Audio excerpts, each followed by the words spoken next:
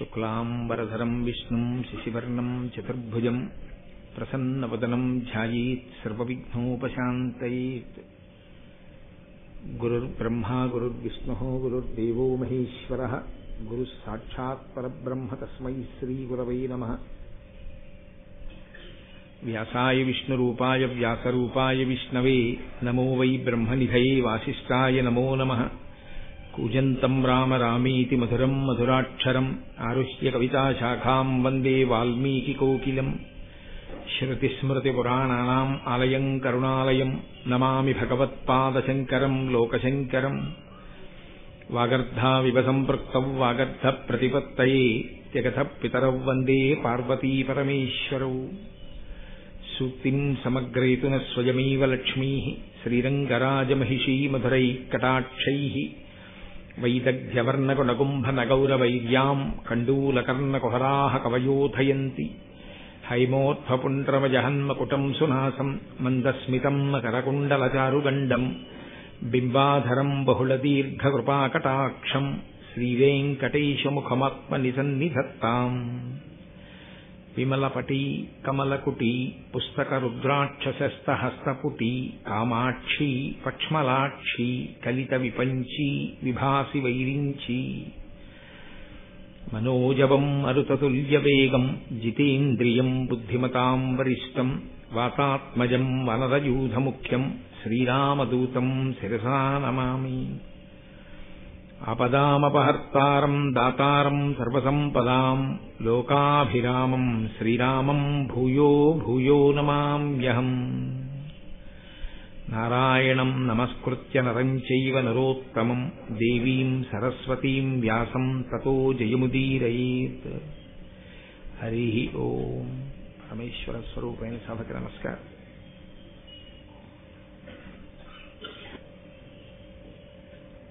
ప్రతి సంవత్సరం చేస్తున్నటువంటి ప్రసంగాలకి ఈ సంవత్సరం ప్రారంభం చేస్తున్నటువంటి మహాభారతంలోని ఆది పర్వం మీద ప్రసంగాలకి ఒక చిన్న తేడా ఉంది. ఏమిటా తేడా అంటే, ఈ సంవత్సరం ఇప్పుడు ప్రారంభం చేస్తున్నటువంటి ఆది పర్వం మీద ప్రసంగాలు అయ్యప్ప స్వామి దేవాలయానికి మార్చి 5, 6, 7 తేదీలలో జరిగేటటువంటి మహాకుంభాభిషేకోత్సవంతో పాటుగానే పూర్తవుతాయి. కాబట్టి మనకి ఆ కుంభాభిషేకానికి జరగవలసినటువంటి ముహూర్తాన్ని, అలాగే ఆ కార్యక్రమం ఎలా జరిగితే బాగుంటుందో దాని విధి విధానాలన్నింటినీ నిర్ణయించి తానే స్వయంగా అధ్యక్షం వహించి ఆ కార్యక్రమాలన్నింటినీ కూడా ఆయన పర్యవేక్షణలో చేయించడానికి అంగీకరించి మహానుభావుడు వేదాన్ని ఊపిరిగా భావించినటువంటి బ్రహ్మశ్రీ కృష్ణావధానులు గారు అంగీకరించి ఆ కార్యక్రమాన్నంతటినీ నడిపించబోతున్నారు. ఇవాళ వారు సభకి రావడాన్ని నేను వ్యక్తిగతంగా వ్యాస భగవానుడే ఇవాళ వారి రూపంలో వచ్చి ఇక్కడ ఆసీనుడై భారతం యొక్క ఆది పర్వం ప్రసంగాల్ని ప్రారంభింపచేస్తున్నాడు అని నేను భావన చేస్తున్నాను. ఎందుకంటే వేదవ్యాస భగవానుడు ఈ జాతికి సూర్యుని వంటివాడు. నన్నయ్య గారు కూడా ఆయనని వర్ణన చేస్తూ ఆయన యొక్క వైభవాన్ని కీర్తిస్తూ అదే మాట అంటారు. సంసారం అనేటటువంటి చీకటిని తొలగతోయగలిగినటువంటి వాడు, ధర్మోపదేశం చెయ్యగలిగిన వాడు, పురుషార్థ సమన్వయాన్ని ఈ జాతికి అందించినటువంటి వాడు, వేదాన్ని విభాగం చేసినటువంటి వాడు, 18 పురాణములను ఈ జాతికి అందించినటువంటి వాడు, పంచమ వేదమైనటువంటి భారతాన్ని అందించిన వ్యాస భగవానుడు లేనినాడు మొత్తం అంతా కటిక చీకటే. అటువంటి మహానుభావుడైన వ్యాసుని యొక్క ఉచ్ఛిష్టము, వ్యాసోచ్ఛిష్టం జగత్సర్వం, ఆయన యొక్క ఉచ్ఛిష్టమే సమస్త వాంగ్మయము. అటువంటి వేదవ్యాస భగవానుని యొక్క స్పర్శతో కూడుకున్నదై కేవలము ఆయన చేత రచింపబడడం మాత్రమే కాదు, మహాభారతంలో అనేక ఘట్టాలలో వేదవ్యాస భగవానుడు స్వయంగా మనకి కనపడతారు. ఆయన కూడా అందులో ఒక ఆ కథా గమనమునందు, ఆ కథాక్రమమునందు ఒక ప్రధానమైనటువంటి వ్యక్తిగా నిలిచారు. ఎందుచేత అంటే ప్రధానమైన పాత్ర అన్నమాట వాడకూడదు. ప్రధానమైన పాత్ర అన్నమాట ఎక్కడ వాడాలి అని శాస్త్రాలు చెప్తున్నాయంటే, కల్పితమైన సాహిత్యమైతే, అంటే ఎక్కడో కూర్చుని ఏదో కాలక్షేపానికి ఏదైనా జరగనటువంటి విషయాన్ని జరిగినట్లుగా మీకు వర్ణించి చూపించగలిగినటువంటి ప్రజ్ఞాపాఠవంతో రచింపబడినటువంటి గ్రంథమైతే అందలి పాత్రలను అందులో ఆ కథాగమనంలో పోషించినటువంటి వ్యక్తిత్వములతో కూడినటువంటి ఆ పాత్రలు ఏమున్నాయో ఆ వ్యక్తులను పాత్రలు అని సంబోధిస్తారు. కానీ యథార్థముగా జరిగినటువంటి కథ, అందులో ఈషన్మాత్రము కల్పితం ఉండదు. ఏది జరిగిందో దాన్ని మాత్రమే రచన చేశారు, ఏది జరిగిందో దాన్ని మాత్రమే అందించారు. ఇతిహాసం, ఇది ఇలాగే జరిగినది, ఇది ఇంకొకలా జరిగినది కాదు. ఇలా జరగలేదని నువ్వు అనుకుంటున్నావేమో, కాదు కాదు, యథార్థముగా ప్రతి అక్షరము ఇందులో ఎలా చెప్పామో అలాగే జరిగినది. కాబట్టే శ్రీరామాయణ రచన యందు వాల్మీకి మహర్షి ఒక వ్యక్తి. ఆయన కూడా ఆ కథాగమనంలో ఆయన కూడా తన వంతు ఆ వ్యక్తిత్వాన్ని అందులో పోషించి కథకి పూర్ణత్వాన్ని సాధించి పెట్టారు. అలాగే మహాభారత రచన చేసినటువంటి వేదవ్యాసుడే మహాభారత కథాగమనమునందు కూడా ఒక గొప్ప స్థితిని పొంది ఎప్పుడెప్పుడు కథాగమనము వైక్లభ్యమును పొందుతూ ఉంటుందో అప్పుడప్పుడు ధార్మికమైనటువంటి స్థితిలో మళ్ళీ ఆ వంశముల కొనసాగింపుకి, ధర్మం నిలబడడానికి తనదైనటువంటి పాత్ర, తనదైనటువంటి కృషి, తనదైన సహాయం అందచేస్తూ ఒక వ్యక్తిగా కథాగమనంలో నిలబడినటువంటి స్థితి. అందుకే వేదవ్యాస భగవానుడు లేనినాడు అసలు మనకి మహాభారతం కాదు, వేద విభాగం కాదు, అష్టాదశ పురాణములు కాదు, బ్రహ్మసూత్రములు కాదు, ఇవి ఏవీ అందేటటువంటి అవకాశం లేదు. అందుకే గురు పూర్ణిమ అన్న పేరుతో ఆషాఢ శుద్ధ పూర్ణిమ నాడు వ్యాస భగవానుణ్ణి మనందరం పూజ చేస్తాం. అటువంటి మహానుభావుడైనటువంటి వ్యాసుడు సంస్కృతంలో మహాభారతాన్ని ఇచ్చారు. మహాభారతము అన్న మాట ఒక్క భారతానికి మాత్రమే అన్వయం. రామాయణానికి కానీ భాగవతానికి కానీ ఈ మహత్ శబ్దాన్ని ప్రయోగం చేయరు. మహారామాయణము అని కానీ మహాభాగవతము అని కానీ అనరు. ఒక్క మహాభారతము అన్న మాట దేనికంటారంటే ఒక్క భారతానికే అంటారు. ఎందువల్ల అలా అనవలసి వచ్చింది అంటే భారతము అన్న మాటలోనే భారము నిక్షేపింపబడి ఉంది. గ్రంథము భాగవతం కన్నా, శ్రీరామాయణం కన్నా చాలా విస్తృతి పొందినటువంటి స్థితిలో ఉంటుంది. అనేకమైనటువంటి శ్లోకాలు, 100,000 శ్లోకాలతో కూడుకున్నటువంటి మహోత్కృష్టమైనటువంటి ఇతిహాసము మహాభారతం. బరువుకి సంబంధించినంత వరకు అలాగే ఉంటుంది. 18 పర్వాలు. పర్వము అంటే కణుపు అని ఒక అర్థం. 18 పర్వములతో కూడుకున్నదై కొన్ని వేల మంది వ్యక్తులు అందులో కనపడుతూ ఉంటారు. ఇన్ని ఆఖ్యానములు, ఇన్ని ఉపాఖ్యానములు, ప్రతి చిన్న విషయాన్ని కూడా ఎక్కడ విస్మరించకుండా అందజేస్తాడు వ్యాస భగవానుడు. ప్రతి దాని వెనక ఒక్కటే ఆయన యొక్క ఉద్దేశ్యం స్పష్టంగా కనపడుతుంటుంది. ఈ జాతికి ధర్మాన్ని అందించాలి. భారతము అన్న మాటకి, భారతము అని ఆ గ్రంథమునకు ఉన్న పేరు వెనక ఉన్న విశేషం అదే. అది బాహ్యంలో ఎంత పెద్ద గ్రంథమో లోపల సారాన్ని పరిశీలనం చేసినప్పుడు కూడా అంత పెద్ద గ్రంథమే. అందుకే పెద్దలైన వారు ఒక మాట అంటూ ఉంటారు, అసలు మహాభారతమును విననివాడు, మహాభారతము చెప్పనివాడు, మహాభారతము చదవనివాడు విద్వాంసుడే కాడు. ఇందుచేత అంటే వేదము ఎంత గహనమైనదో, వేదము స్వరంతో ఆ మంత్రాన్ని నేర్చుకోవాలి. ఆ ఉదాత్త అనుదాత్త స్వరిత స్వరముతో గురువు దగ్గర కూర్చుని గురుముఖత నేర్చుకున్నటువంటి వేదమంత్రములలో నిక్షేపింపబడినటువంటి అర్థాన్ని తెలుసుకుని స్వరంతో కూడిన మంత్రముల చేత ఈశ్వరుణ్ణి ఆరాధన చేసి భక్తితో కూడిన కర్మాచరణము వలన ఈశ్వరానుగ్రహమును పొంది తత్కారణము చేత జ్ఞానము కలగడం చేత అద్వైత సిద్ధిని ఇక్కడే పొందడానికి అనువైనటువంటి స్థితిని కల్పించగలిగిన వేదము ఎంత గొప్పదో, ఆ వేదముతో సమానమైన స్థాయిలో వ్యాస భగవానుడు పంచమ వేదంగా మహాభారతాన్ని ఈ లోకానికి అందించారు. మహాభారత ప్రయోజనము కాని, రామాయణ ప్రయోజనము కాని, భాగవత ప్రయోజనము కాని ఒక్కటే. ధర్మాన్ని అందించాలి. కేవలముగా అంత పెద్ద గ్రంథము అని ఆ గ్రంథంలో పుటలు చదివేయడం తప్పని నేను అనను. మహాభారతం ఇంట్లో ఉండడమే గొప్ప, మహాభారతాన్ని ముట్టుకోవడమే గొప్ప, మహాభారతాన్ని చదవడమే గొప్ప. అసలు మహాభారతం వినడం ఎంత గొప్పదో, ఎందుకు మహాభారతం ఆంధ్రీకరింపబడాలని తాను అంతగా వెంపర్లాడుతున్నాడో రాజరాజ నరేంద్రుడు నన్నయ్య గారికి చెప్పినటువంటి ఘట్టాన్ని చదివితే, అటువంటి మహాపురుష జననం జరిగి ఉండకపోతే ఈ మహాభారతం ఆంధ్రీకరింపబడేది కాదు కదా.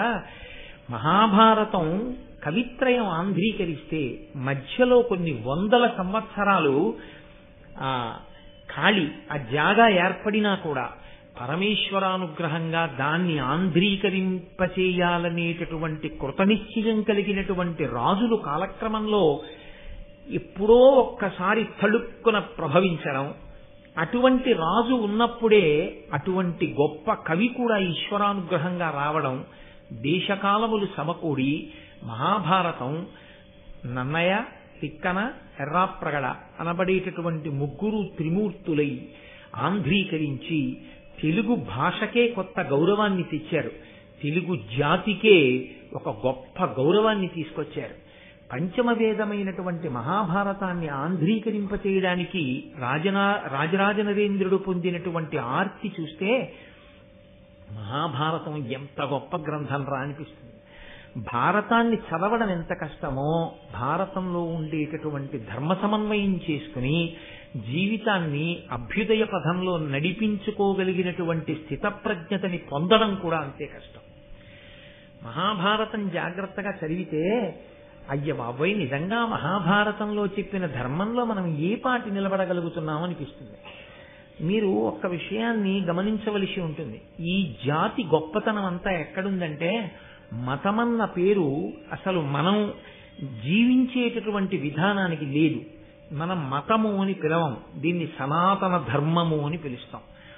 ధర్మము అన్న మాటకు అర్థం మీరు అనుష్ఠించవలసినది. ఏది అనుష్ఠించాలి అంటే, నాకు తోచినది నేను, మీకు తోచినది మీరు అనుష్ఠించడం కాదు.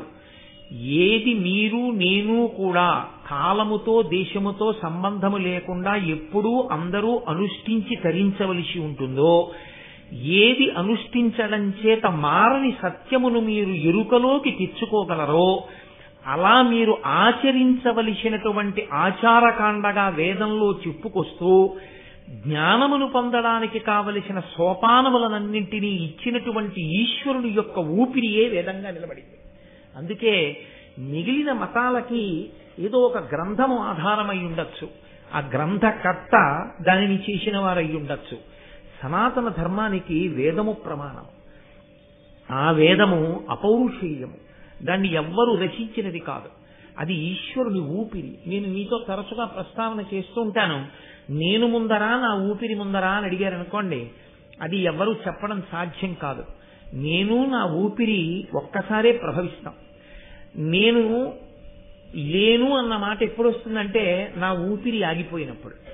నేను నా ఊపిరి విడివడి ఉండనట్టే ఇప్పుడు నేను మాట్లాడడం అంటే నా ఊపిరి వాక్కుగా మారుతోంది. ఈశ్వరుని యొక్క ఊపిరి వేదము అంటే ఈశ్వరుడు ఒకడు, వేదం ఒకడు కాడు. వేదమే ఈశ్వరుడు, ఈశ్వరుడే వేదము. కాబట్టి ఆ వేదమే ప్రమాణము. ఈశ్వరవాక్కు ఏదుందో అది ప్రమాణము, అది ధర్మము. వేదము ఏం చెప్పిందో దాన్ని మాత్రమే మనం పాటిస్తాం. వేదము ఆచారకాండనిస్తుంది. ఆచారము అన్న మాటకు అర్థం నువ్వు ఇలా ప్రవర్తించు, నువ్వు ఈ కార్యాన్ని ఇలా చెయ్యి. ఎందుకు అలా చెయ్యడం? చేదస్తం కోసమా? కాదు. మనసుకి ఏదో ఒక ఆలంబనం లేకపోతే అది పిచ్చెక్కిన కోతిలా ఏదో విషయాల్ని పట్టుకుని ఆలోచిస్తూ ఉంటుంది. మనసుని పవిత్రీకరించడం కోసమే ఆచారం అన్నది వచ్చింది, అందుకు తీసుకొచ్చింది వేదం. మొట్టమొదట ఆచారాన్ని పాటించడం అన్నది ప్రారంభమైతే ఆ ఆచారమును అనుష్ఠించిన కారణం చేత మనసు పరిపక్వమై పవిత్రమై, పవిత్రమైనటువంటి మనసు సత్కర్మాచరణమునందు ఊంచుకుని నిలబడుతుంది. అటువంటి పవిత్ర కర్మాచరణమును భక్తితో చెయ్యడం చేత ఈశ్వరుని యొక్క ప్రీతి కలుగుతుంది.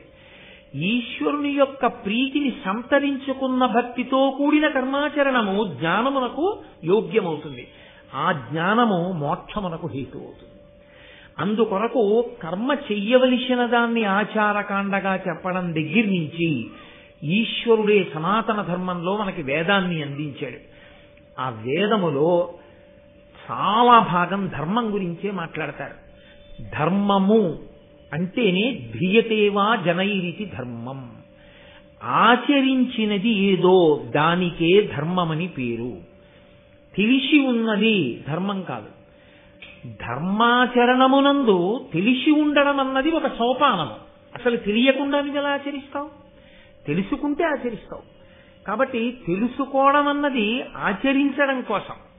ఆచరించడం దగ్గరికి వచ్చేటప్పటికీ అనేక రకమైన భేషజాలు అడ్డొచ్చి ఆచరించడానికి పనికి రాకుండా తెలుసుకోవడానికి మాత్రమే పనికొచ్చినదేదో అది ధర్మం కాదు. తెలుసుకుని అనుష్ఠించినదేదో అది మాత్రమే ధర్మము. ధ్రియతేవా జనైరితి ధర్మం. తాను పట్టుకున్నదేదో, తాను అనుష్ఠించినదేదో అది ధర్మం. అలా పట్టుకోవడానికి అనుష్ఠించడానికి ఎవరు ఏది తమ సొంత అభిప్రాయంగా చెప్తే అటువంటి అభిప్రాయాన్ని ఆచరించమని మనకి ఋషులు చెప్పలేదు. వేదము దేన్ని చెప్పిందో దాన్ని మాత్రమే అనుష్ఠించు. ఆ ధర్మము నువ్వు పండేటట్లు చెయ్యగలదు. పిందె తనంత తాను పండదు. పిందె పండు ఈ రెండు దశలలో ఆ పిందె పండాలి అంటే పిందె చెయ్యవలసినటువంటిది ఒక్కటే. పిందె చెట్టు నుండి విడిపోకూడదు. ఎప్పుడు విడిపోతుంది తనంత తానుగా పిందె? పండిపోయిన తర్వాత విడిపోతుంది. పిందె చెట్టు యొక్క ఆ పువ్వు పుట్టినటువంటి ఆ ప్రదేశాన్ని అంటిపెట్టుకుని ఉంటుంది. మీరు లోకంలో ఏ పిందె కొరకండి వగరుగానే ఉంటుంది. ఇంకొంచెం పెద్దదవుతుంది, కాస్త పులుపో వగరో ఏదో కాయ అవుతుంది. ఏ కాయ ముట్టుకోండి గట్టిగానే ఉంటుంది. ఏ కాయ అయినా సరే పండైపోనివ్వండి రంగు మారిపోతుంది. అది పచ్చగానో ఎర్రగానో అయిపోతుంది. లోపల ఉన్నటువంటి పదార్థం అంతా మృదువుగా అయిపోతుంది, పీశలంగా అయిపోతుంది. లోపల ఉన్న పదార్థం అంతా తీయగా అయిపోతుంది. ఇక తాను పండైపోయిన తరువాత పట్టుకోవలసిన అవసరం ఇక పిండికి లేదు. పండైపోయిన తరువాత తనంత తాను విడిపోయి కింద పడిపోతుంది. అందుకే మన వాళ్ళు ఎప్పుడూ ఒక మాట అంటుంటారు, పండిపోయాడండి ఆయన పండిపోయారండి మహానుభావుడు అంటారు. చిన్నతనంలో ఆటలు ఆడిస్తే పంటలు వేసుకోండి అంటారు. వైకుంఠపాళి ఆడించి పరమపద సోపాన పఠము అనేవారు మా చిన్నతనంలో. దాన్ని పరమపదమును చేరడానికి కావలసిన సోపానములతో కూడిన క్రీడ. అందులో ఎప్పుడు పండిపోయాడు? దేవతల మధ్యలో తిరిగినప్పుడు కూడా పండడు. పరమపురుషుని చేరిపోయిన తర్వాత పండిపోతాడు. అప్పటి వరకు ప్రయత్నం చేస్తూనే ఉంటాడు, పందెం వేస్తూనే ఉంటాడు. నువ్వు ఎంతకాలం కర్మాచరణం చెయ్యాలి? పండిపోయే వరకు చెయ్యాలి. పండిపోయిన తరువాత తనంత తాను విడిపోతాడు. ఇలా పండిపోవడానికి కావలసిన ప్రాతిపదికను అందించడమే ధర్మాన్ని అందించడం. ఈ ధర్మాన్ని అందించేటటువంటి ప్రక్రియలో సనాతన ధర్మమునందున్నంత పరిశ్రమ, సనాతన ధర్మమునందున్నంత బోధ మీకు ఇంకెక్కడా కనపడదు. దాని కొరకే యథార్థమునకు సమస్త వాంగ్మయం వచ్చింది. అందుకే మీరు క్రతువు చెయ్యండి, మీరు ఒక ప్రవచనం చెయ్యండి, మీరు ఏదైనా చదువుకోండి, ఆఖరణ మనందరం చెప్పే మాట ఒకటే, 3 మార్లు ఓం శాంతి శాంతి శాంతి. మాకు శాంతి కావాలి. ధర్మము దేని కొరకు వచ్చిందంటే ఇదిగో ఈ శాంతిని పొందడానికి వచ్చింది. నువ్వు శాంతంగా ఉండాలి, ఇంకొకరిని శాంతంగా ఉండనివ్వాలి. పరమేశ్వరుడే ఈ పిండాండాన్ని సృజించాడు.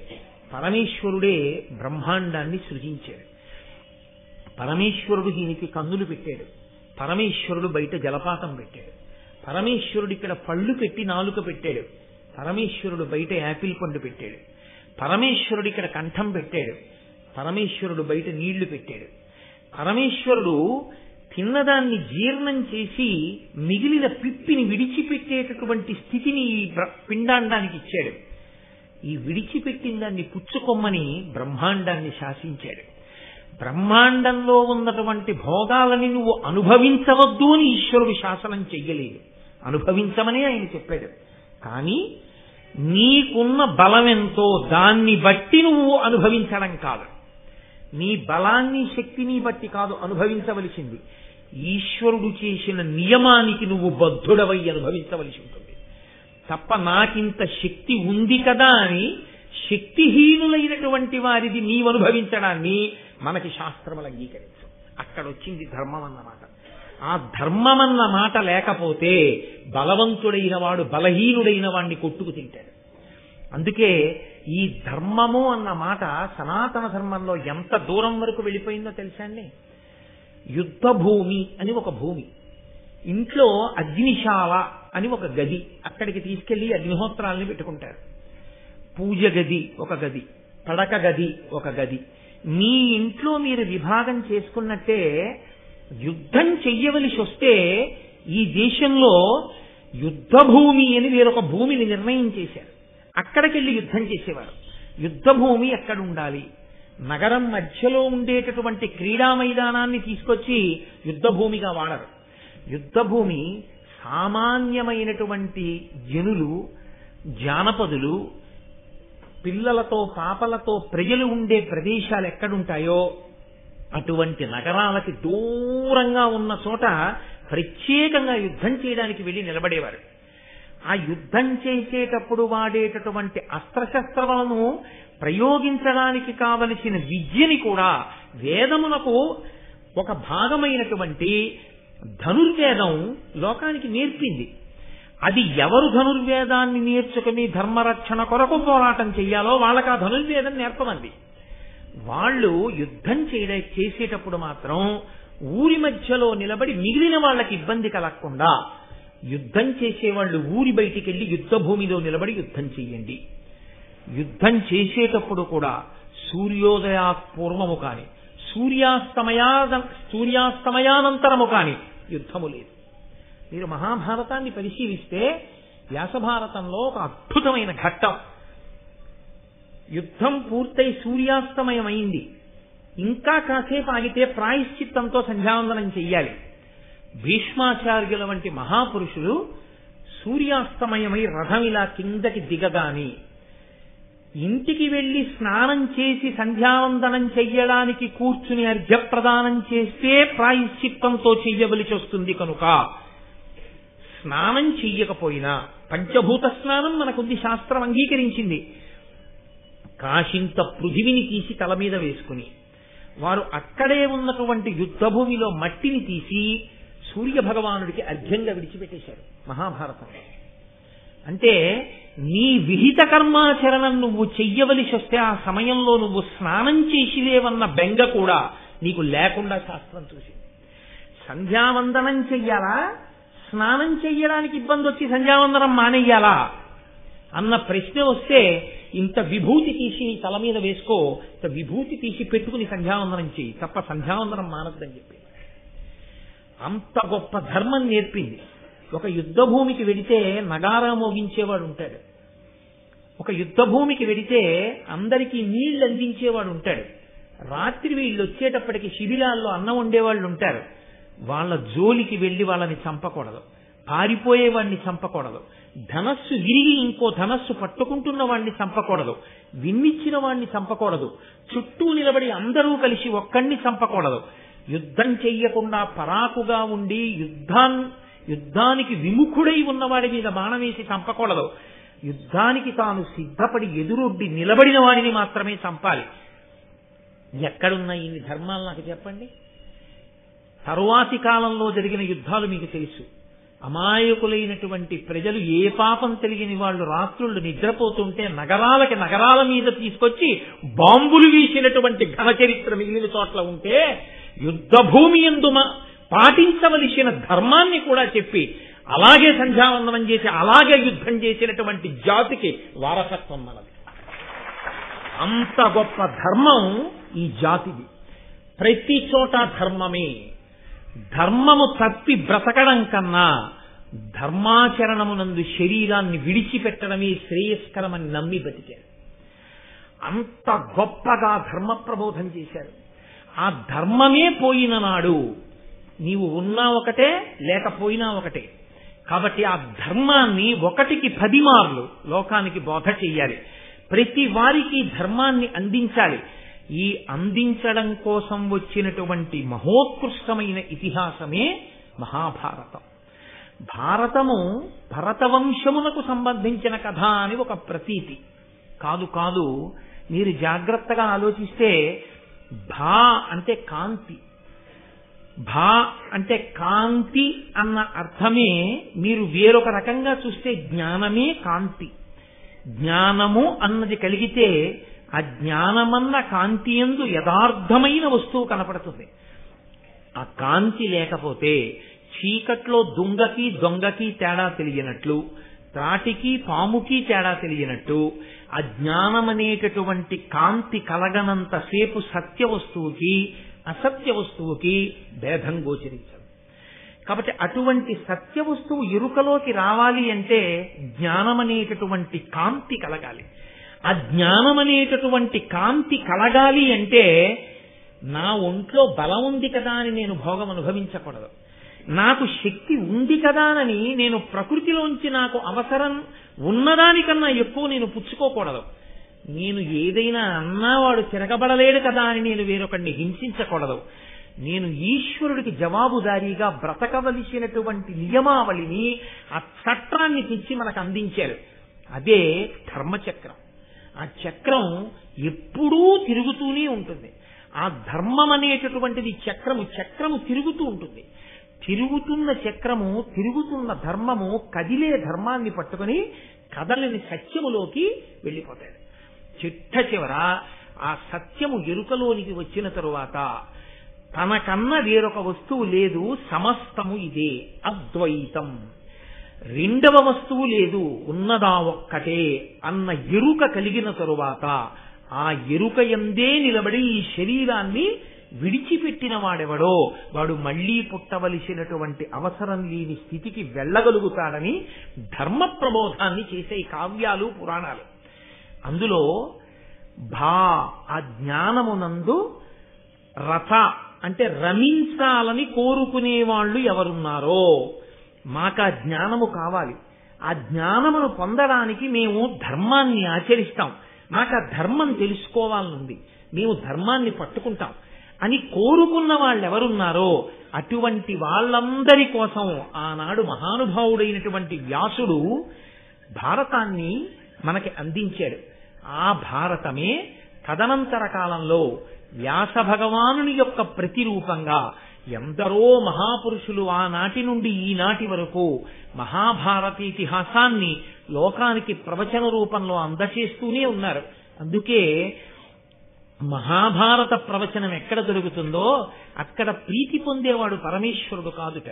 ఎవరు ప్రీతి పొందుతాడో తెలుసా అండి? వ్యాస భగవానుడు ప్రీతి చెందుతాట. నేను నా జాతి ధర్మం పట్టుకుంటుందని, నా వారసులు జ్ఞానం కోసం అలమటిస్తారని, నేను అందించే ఈ ధర్మాన్ని వాళ్ళు పట్టుకుంటారని ఇంత గొప్ప గ్రంథాన్ని రచించి అందించాను. వీళ్ళు ఇంత సంతోషంతో భారతాన్ని చెప్పుకుంటున్నారు, వీళ్ళింత సంతోషంతో భారతాన్ని వింటున్నారని ఎక్కడెక్కడ భారతం మీద ప్రవచనం ప్రారంభమవుతుందో అక్కడక్కడ వ్యాస భగవానుడు ఏదో ఒక రూపంలో వచ్చి కూర్చుంటూనే ఉంటాడు.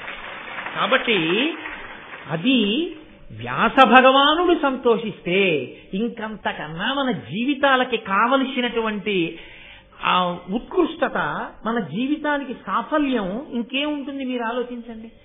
అంత గొప్ప గ్రంథం, అంత గొప్ప ఇతిహాసం మనకి మహాభారతం. ఆ మహాభారతం కేవలం సంస్కృత భాషలో ఉండిపోయింది చాలా కాలం. ప్రత్యేకించి ఆంధ్రీకరింపబడలేదు, తెలుగు భాషలోకి రాలేదు. ఈశ్వరుని యొక్క అనుగ్రహం, పరదేవతా సంకల్పం, ఆ తల్లి ఒక్కొక్కసారి అనుగ్రహించాలి అని సంకల్పం చేస్తుంది. ఆవిడే దానికి కావలసినటువంటి పనిముట్టు కూడా ఆవిడే తెచ్చుకుంటుంది. అటువంటి పనిముట్టు తెచ్చుకోవాలి అంటే మంత్రభాగమునందు శ్రద్ధ కలిగిన వాడై ఉండాలి. మననాత్ త్రాగితే ఇది మంత్ర. ఎవరు శ్రద్ధాభక్తులతో మళ్లీ మళ్లీ జపం చేస్తారో వారిని రక్షించగలిగినటువంటి శబ్ద విస్ఫోటన శక్తి సమాహారమునకు మంత్రమని పేరు. విస్ఫోటనము చేయగలిగినటువంటి బీజాక్షరములను తీసుకొచ్చి సమాహారంగా కూర్చి దానికి అధిష్టానమైనటువంటి ఋషిని దేవతని నిర్ణయించేసి వేదంలో ఈశ్వరుడు దాన్ని మనకు అందిస్తే అటువంటి మంత్రము మీద నమ్మకంతో విశ్వాసంతో ఎవడు నిలబడి ఆ మంత్రాన్ని అనుష్ఠిస్తాడో అటువంటి వాడు ఆ మంత్రము యొక్క శక్తిని పొంది తాను భూలోకంలో నడయాడుతున్నటువంటి ఆ మంత్ర శక్తియే ఆ రూపంలో తిరుగుతున్న వ్యక్తిగా మారి ఉంటాడు. కాబట్టి అటువంటి వ్యక్తి జన్మించాలి అంటే అది కాకతాళీయంగా జరిగేటటువంటి విశేషం కాదు. దానికి పరమేశ్వరుని యొక్క కృప ఉండాలి, పరదేవతానుగ్రహం ఉండాలి. ఉంటే తప్ప అసలు సంస్కృతంలో ఉన్న భారతాన్ని ఆంధ్రీకరించి అందించగలిగినటువంటి మహాపురుష జననం జరగదు.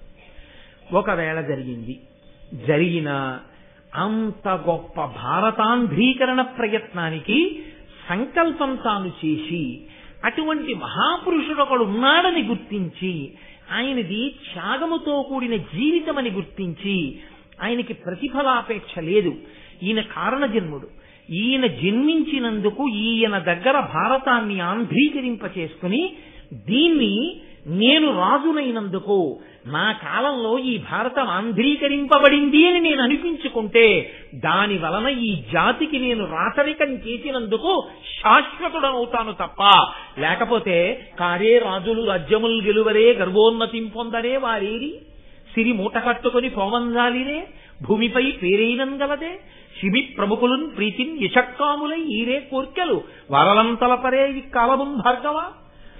ఎంతమంది రాజులు పుట్టారు, ఎంతమంది రాజులు వెళ్ళిపోయారు, అంతమంది రాజులు జ్ఞాపకం ఉన్నారా? ఎవరో ఎక్కడో ఒక్క మహానుభావుడు ఉంటాడు. ఆయన అన్ని రాళ్ల మధ్యలో ఉన్న సాలగ్రామాన్ని గుర్తించి అన్ని రాళ్లని పక్కకి తోసి సాలగ్రామాన్ని తీసుకొచ్చి నీట కడిగి అభిషేకం చేసి మెత్తటి దూదితో తుడిచి గంధం రాసి బొట్టు పెట్టి పూజామందిరంలో పెట్టి పూజించి సాలగ్రామం యొక్క ఆరాధన చేత సాలగ్రామమునందున్నటువంటి దేవతల యొక్క అనుగ్రహాన్ని పొందినటువంటి ఆరాధకునిలా ఇన్ని రాళ్ల మధ్యలో సాలగ్రామం ఉన్నట్టు తన రాజ్యంలోనే ఇంతమంది గృహస్థుల మధ్యలో ఒక గృహస్థుగా, ఇంతమంది వేదం చదువుకున్న వాళ్లలో తాను ఒక వేదం చదువుకున్నవాడిలా, ఇంతమంది మంత్రజపం చేసే వాళ్లలో తాను ఒక జపం చేసుకునేవాళ్ల, ఇంతమంది ఉభయ భాషా ప్రవీణులలో తాను ఒక ఉభయ భాషా ప్రవీణుడిగా కనపడుతూ తాను ప్రత్యేకంగా మహాభారతాన్ని ఆంధ్రీకరించగలిగిన ప్రజ్ఞతో కూడినున్న వాళ్ళను అన్న మాట కూడా అతిశయంతో ఎక్కడా చెప్పనటువంటి వ్యక్తిని గుర్తించగలిగినటువంటి ప్రజ్ఞ ఒక రాజు యందు ప్రచోదనం కావాలంటే అది కూడా పరదేవతానుగ్రహమే. పరదేవత ఒక రాజు యందు ఆవిడ ఆవహించి అటువంటి కోరిక పుట్టించాలి. ఎందుకు ఆంధ్రీకరిస్తారు? ఆంధ్రీకరించి అందించడానికి ఎంత కష్టపడితే, ఎంత తాపత్రయపడితే, వాళ్ళు ఎంత వ్యగ్రతని పొందితే, వాళ్ళ శరీరము ఎంత ఖేదాన్ని పొందితే నన్నయ్య గారు భారతాన్ని ఆంధ్రీకరించుంటారు, తిక్కన సోమయాజి భారతాన్ని అందించుంటారు, ఎర్రాప్రగడ భారతాన్ని అందించుంటారు. వారికి ఎందుకు అందించాలన్న కోరిక పుడుతుంది. మీకు శక్తి ఉంది రాయబోయే భారతాన్ని అంటే రాస్తారా?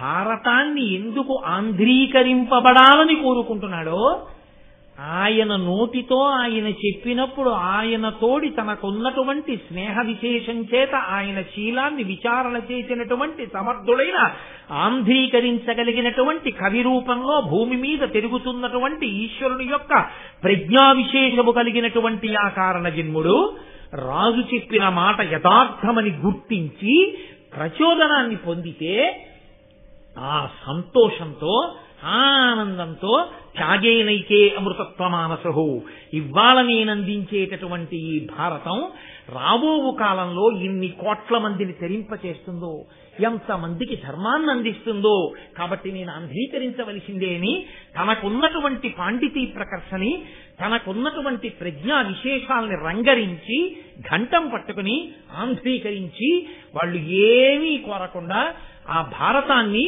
లోకానికి అందించి తమ శరీరాన్ని విడిచిపెట్టి వెళ్ళిపోయినటువంటి నన్నయాదులు ఎవరున్నారో వారు మనకి ప్రాతస్మరణీయులు, వారు వందనీయులు. వారికి నమస్కరించకపోతే మనకి ఋషి రుణం తీరదు. పుట్టుకతో ఋషి రుణం ఉంది మనకి.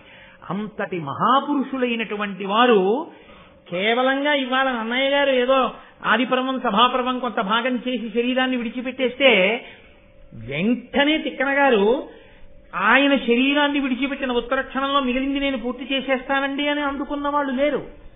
మళ్లీ అటువంటి సమర్థుడు పుట్టాలి అంటే మళ్లీ కొన్ని 100 సంవత్సరాల వ్యత్యాసం వచ్చేసింది. మళ్లీ తిక్కన గారు పుట్టినప్పుడు మళ్లీ తిక్కన గారిలోని ప్రజ్ఞని గుర్తించగలిగినటువంటి ఇంకొక రాజు రావాలి. అంటే మళ్లీ పరదేవతానుగ్రహం మళ్లీ కొన్ని 100 సంవత్సరాలకి. కాబట్టి నన్నయ్య గారి కాలంలో పుట్టిన వాళ్ళు మనంత అదృష్టవంతులు కారు. ఎందుకో తెలుసా? వాళ్ళు తెలుగు చేయబడిన భారతాన్ని పూర్తిగా చదువుకోలేదు. నన్నయ్య గారు తెలుగు చేసిన భాగాన్ని చదివారు. తిక్కన గారి కాలంలో వాళ్ళు మనంత అదృష్టవంతులు కారు. నన్నయ్య గారు తిక్కన గారు ఆంధ్రీకరించిన భారతాన్ని చదువుకున్నారు. ఎర్రాప్రగడ కాలంలో ఉన్నవాళ్ళు ఎర్రాప్రగడ ఆంధ్రీకరించినదంతా చదివారని నమ్మకం లేదు. మనం చాలా అదృష్టవంతులం. ఎందుకంటే నన్నయ్య గారు తిక్కన గారు ఎర్రాప్రగడ గారు ఆంధ్రీకరించి మనకి ఇచ్చేస్తే మనం వెళ్లి తాళపత్రాలను తీసుకొచ్చి ఘంటం పట్టుకుని వ్రాసుకుని ప్రతిని కూడా తెచ్చుకోక్కర్లేదు. ఇలా వెళ్లి అలా ద్రవ్యాన్ని ఇస్తే ఇలా మనకి గ్రంథం వస్తే ఆ గ్రంథాన్ని పట్టుకుని హాయిగా కాలు మీద కాలు వేసి కూర్చుని చదువుకోగలిగినటువంటి, అయ్యో లోకం ఇలా అయిపోయింది, వీడు కింద కూర్చుని ఓ సాపేసుకుని చొక్కా విప్పుకుని ఉత్తరీయం వేసుకుని పరమ పవిత్రమైన పంచమ వేదం రా ఇది అని చదవగలిగిన రోజులు పోయి చదివితే చాలని ఈశ్వరుడు ఆ స్థితిలో అనుగ్రహిస్తున్నాడు. అయినా అనుభవించని వాడు తన ఇంటి కింద పాతు ఉంటే నిధి ఉంటే తవ్వుకుని అనుభవించకుండా పక్క ఇళ్లకెళ్లి భిక్షాపాత్ర పట్టుకుని అక్కడ ఏదో ఐశ్వర్యం ఉందనుకుని భిక్షాటన చేసిన దరిద్రం అనుభవించిన వాడు ఇటువంటి వాడో, తన ఇంట ఉన్న భారతాన్ని చదువుకుని తరించలేని వాడు అటువంటి వాడు. కాబట్టి మనం భాగ్యవంతులం. అటువంటి